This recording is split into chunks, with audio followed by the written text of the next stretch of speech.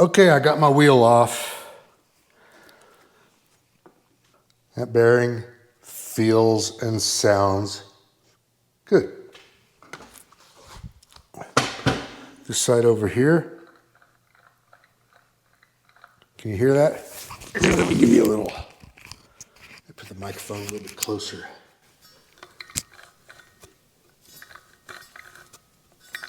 Common sense says that doesn't sound real good. So I've already played around inside here, and because of photography reasons and all, I can't really get a camera lens down inside the pipe to show you. But just like that picture that Juiced Bike sent out showing what's going on inside, when you move this over to one side or another, the sleeve inside there that's got the O-rings on it, you can see it moving around, but I can't show it to you. Sorry, man. I can't show it to you yet. Let me put it that way to you. How's that? I need to get at least one of these bearings removed. So in order to do that, I gotta, how do we say, bang it out. And if I'm gonna bang on a bearing, I'm gonna bang on this one here that doesn't sound as good, which means I'm gonna turn you over so that I can bang on it. And in order to do that properly, I need to get this rotor off because I don't want to bend on it. Ooh, look at Fjester. He's touching the rotor. We're going to have to surgically wipe that down with the alcohol prep. And the rotor comes off. Easy peasy. And let's see if we can get that bearing out. Okay, that's what I wanted. So that way there's no force on the wheel, everything's supported on the rubber of the tire, and I'm just gonna get me the proper screwdriver, and I'm gonna bang on the bearing. You should be able to hear that from far away. But I've already sourced this. I think it's a 10 by 26 by 8 millimeter. And I'm pretty sure I can get it by tomorrow on Amazon, or I can get it at Zoomies in 2 hours and 10 minutes after they open up. Let's see if I can get this thing knocked out. So inside here is a sleeve. I'm trying to push the sleeve with my screwdriver out of the way enough so that I can get the edge of my screwdriver on the bearing, and I'm gonna switch from, 6 o'clock to 12 o'clock to 3 o'clock to 9 o'clock to get it out. That's the idea. So I'm kind of assuming that I will damage one of these bearings.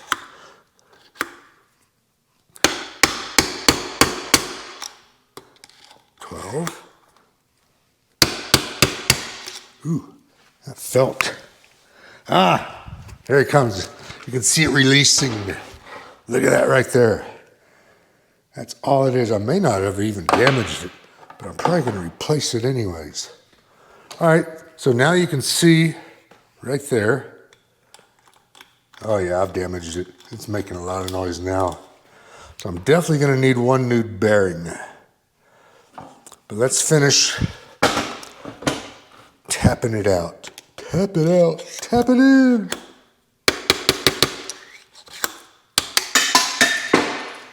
Ha ha ha, we got it. And there's your culprit. That was easy. Yeah, you can hear it now, it won't even turn. So by the way I knocked it out, I damaged the bearing. or I damaged it more. Okay, there's your juice bike junk engineering thing. And you can see there's some, like, I'm gonna call it burn-in marks, like right there and right there. It wasn't even centered. This thing here has got some sharp edges. This thing here, in itself alone, is heavy. Why is that? Well, maybe it's metal. Everything on this bike is cheap. And why do we need that? I have no idea. So my question is, do we even need this sleeve in there? If you look right there, where's my pointer? The bearings cannot be pushed in anymore because there's a ridge on there. I just don't see the reason for that tube altogether. Or, let me put it this way. Why do I need those O-rings? Because there's not that much play on that. Why can't this just go in there without the O-rings? I'm gonna email Carl because I know he's already done this. Okay, so in a town of only 8,500 people, full-time, where everybody's got at least 2 bikes, I was lucky enough, surprisingly, to find one bearing, Contender Bicycles, the new bike shop, TPI Taiwan. And this thing, God, that feels so smooth. I wish I had, well, that I damaged, but this is smooth. I'm gonna put the sleeve back in because that's what Carl said that he did. So sleeve goes in, bearing goes on. You can get it started by pushing it on there. And then, so I'm using a bigger washer on here just to grab more meat of that. We're gonna thread that up through the bottom. And then same thing on the other side. Washer, spacer, washer that. And then get everything centered, snugged up. Just by doing it by hand, I'm watching it go. But let's do it with a wrench.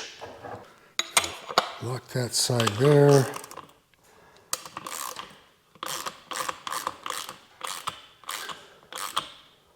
Oh, that feels good.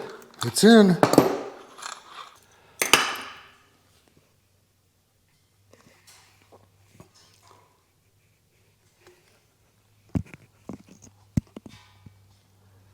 Feels good.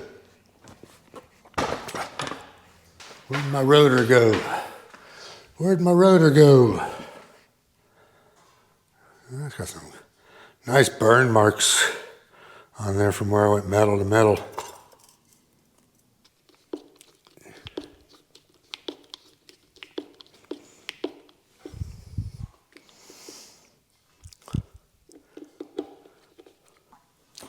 Okay, I think I'm good. All right, while you got your wheel off, inspect your brake pads. It looks like I got a few more miles, so I'm good. If I remember right, the little spacer goes on this side. And then the big spacer goes on the other side. Get this equally spaced, put those washers in toward the axle, and then we can just lift the whole thing up while sliding the rotor into like that, and then we're good. Whatever you tighten up on one side, tighten up on the other side, so it's equal. And that should hold it. That washer is your keeper. Can you hear it? You want my microphone close. That noise you hear rubbing, that's the brake pads. No more squeak. No more squeak. Do a visual inspection. Make sure that washer is in there. Get this good and tight.